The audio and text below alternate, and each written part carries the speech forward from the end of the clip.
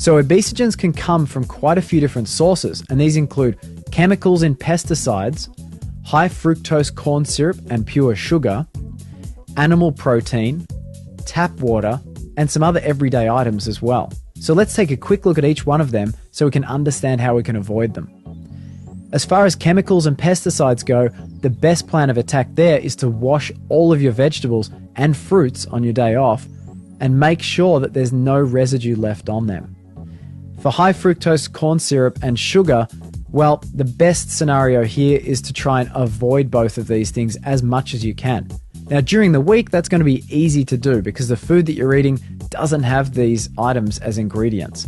On your off day, what you need to think about is enjoying meals that are still made with whole foods as much as possible. But I don't want you to get too freaked out about this. It really is a diet where people are eating high fructose corn syrup and sugar every day that leads to very, very big problems. What you do need to be aware of, though, is that sugar and high fructose corn syrup actually act on your brain, and they affect the hunger area and also the reward area of your brain.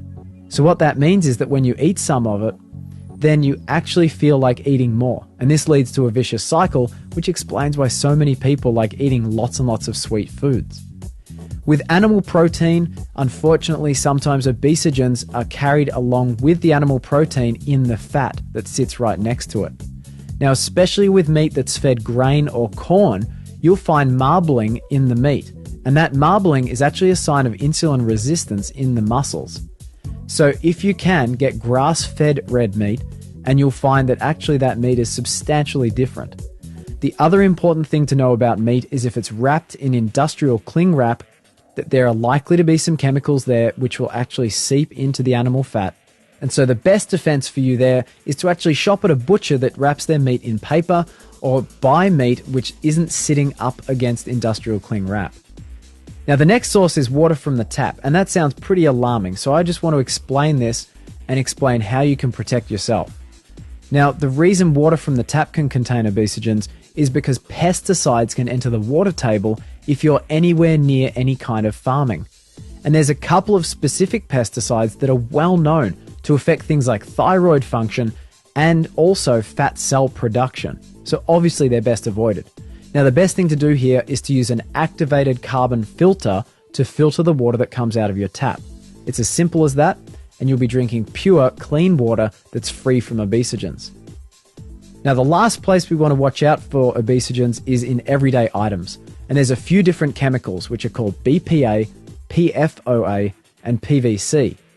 Now, BPA can be found in cans, and the worst foods to buy in cans, in fact, are acidic and fatty foods. So things like canned tomatoes and also canned fatty fish like salmon tend to have more BPA that actually leaches into the foods.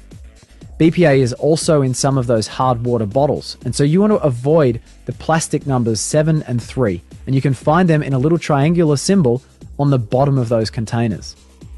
Lastly, BPA will show up in plastic food containers that you might get from a takeaway store or a fast food restaurant, or you might also buy as a kind of a storage thing that you can put in your fridge.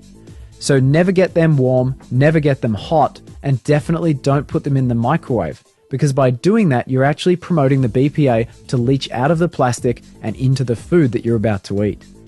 Next, we have PFOA. Now, PFOA is part of the non-stick coating that makes it so easy to cook eggs for breakfast in the morning. Now, I personally love non-stick pans, and I haven't given up using my non-stick pan. What I have done is started paying particular attention to if it's scratched. And if it's scratched at all, if that surface has any imperfections, then I'll consider getting rid of that pan much more early than I used to. The other place to look for PFOA is microwave popcorn. And for this, I can just simply recommend making popcorn the good old-fashioned way instead of using microwave popcorn. Finally, PVC contains chemicals which can lower testosterone and lower metabolism. And this can be in anything vinyl, but particularly things that heat up.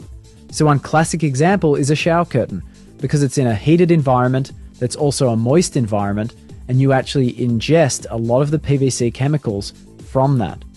Now, PVC is also in that industrial cling wrap that I mentioned, and that's why it's a good idea to stay away from it. The last thing to look out for is air fresheners, because they contain a substance called phthalate, and phthalate is what helps the fragrance to go through the air. So anything marked with a fragrance is actually carried by phthalates, and they can actually lower testosterone and lower metabolism. So it's best to steer clear of them. So that's Obesogens in a nutshell, and now I think you know everything that you need to know about them and also how to avoid them.